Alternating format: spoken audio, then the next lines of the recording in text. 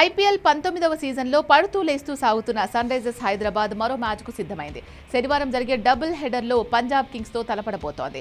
ముల్లాన్పూర్ వేదికగా ఈ మ్యాచ్ జరగనుంది. ఈ సీజన్ను ఓటమితో ఆరంభించిన సన్ రైజర్స్ రెండో మ్యాచ్లో అద్భుతంగా పుంజుకుంది. కోల్కతా నైట్ రైడర్స్ భారీ స్కోర్ చేసి ఘన విజయాన్ని అందుకుంది. అయితే హోమ్ గ్రౌండ్లో మాత్రం చేతులెత్తేసింది. లక్నో సూపర్ జైంట్స్ పై కీలక బ్యాటర్లు వైఫల్యం కొంపు ముంచింది.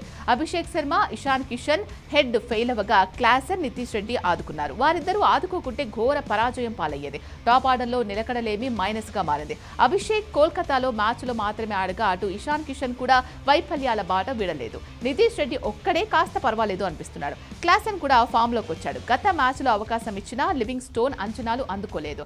అనికేత్ వర్మ చివర్లో మెరుపులు మెరిపిస్తూ ఉండడం అడ్వాంటేజ్ గా చెప్పొచ్చు. అటు బౌలింగ్ లోనూ నిలకడలేమి ఇబ్బంది పెడుతోంది. ముందు నుంచి ఊహించినట్టుగానే సన్ రైజర్స్ బౌలింగ్ వీక్ గానే ఉంది.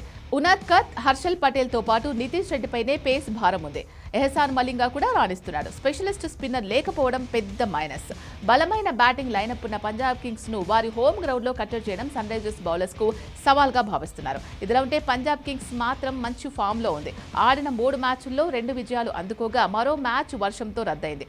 ఆ జట్టు గుజరాత్, చెన్నై సూపర్ కింగ్స్ పై చేసింగ్ చేసి గెలిచింది. బ్యాటింగ్ లో ప్రియాంష్ ఆర్య, ప్రభ్ సిమ్రన్ సింగ్, శ్రేయాస్ అయ్యర్, కూపర్ కన్నోలీ, నేహల్ వదేరా ఫామ్ లో ఉన్నారు. ముఖ్యంగా ప్రియాంష్ ఆర్య విధ్వంసకర బ్యాటింగ్ తో చెలరేగిపోతున్నాడు.